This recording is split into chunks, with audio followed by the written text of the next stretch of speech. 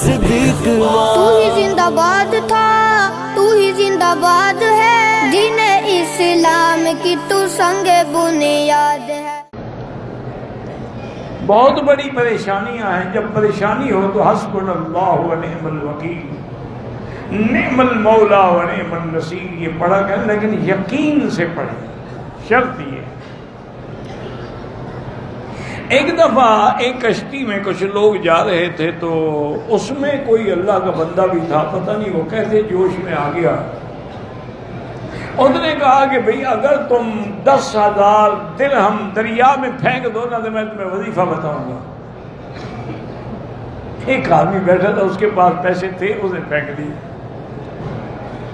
اب لوگ اس کو کہے یار تم بڑے بیوقوف ہو، 10,000 درہم دریا میں پھینک دیے۔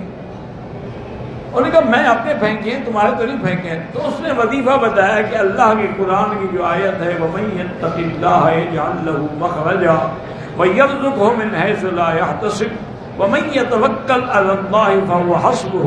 ہر مشکل میں یہ پڑھا کرو، اللہ تیری مشکلات حل کر۔ اللہ کی شان ہے کہ کشتی ٹوٹ گئی۔ اب وہ آدمی ایک پھٹے پہ اکیلا بیٹھا ہے اور یہی آیت پڑھ رہا،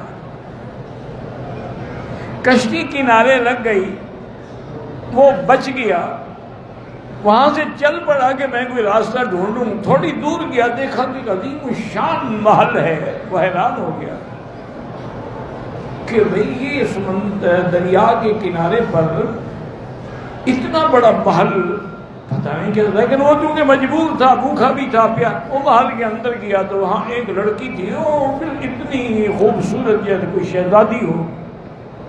وہ دیکھ کے حیران ہو گئی، انہوں نے کہا تم کون ہو؟ اس نے کہا میں تو خود بھٹکا ہوا آدمی ہوں، ایسی کشتی ٹوٹ گئی، ایسے میں بچ گیا، گھر دیکھا تو میں پانی پینے کے لیے کھانا کھانے کے لیے آ گیا۔ اور نے کہا دیکھو بات سنو، میں واقعتاً ایک بہت بڑے امیر آدمی کی بیٹی ہوں، مجھے ایک شیطان جن نے وہاں سے اٹھا کے یہاں رکھا ہوا ہے اور میں اس کے قبضے میں ہوں۔ میرے ساتھ وہ جماع تو نہیں کرتا لیکن باقی سب کچھ کرتا ہے، اور یہ محل بھی اس کا ہے، اور یہ موتی جواہرات جو دیکھ رہے یہ بھی سب اس کے، اور ابھی وہ آنے والا ہے، اس کے آنے سے پہلے تم نکل جاؤ ورنہ تمہیں مار ڈالے گا۔ وہ کہتی ہیں کہ ہم ابھی ایسی باتیں کر رہے تھے کہ اندھیرا ہو گیا محل میں، اور کہا دیکھو بدبخت شیطان آ گیا ہے، تم اب بھی بھاگ جاؤ۔ اتنی دیر میں شیطان ظاہر ہو گیا، اس نے کہا اچھا تم میرے محل میں میری اجازت کے بغیر اندر آئے ہو؟ اس نے یہی آیت پڑھنی شروع کی وَمَن يَتَّقِ اللَّهَ يَجْعَل لَّهُ مَخْرَجًا، پڑھتا گیا، پھونک مارتا گیا، شیطان جل کے ختم۔ اب اس لڑکی نے کہا کہ تم نے مجھے اس ظالم سے نجات دی ہے تو اب مجھے لے چلو، بصرے میں میرا گھر ہے، اور یہاں محل تو ہم نہیں لے جا سکتے لیکن سونا چاندی زیورات جواہرات جتنے ہیں یہ سب باندھ لو۔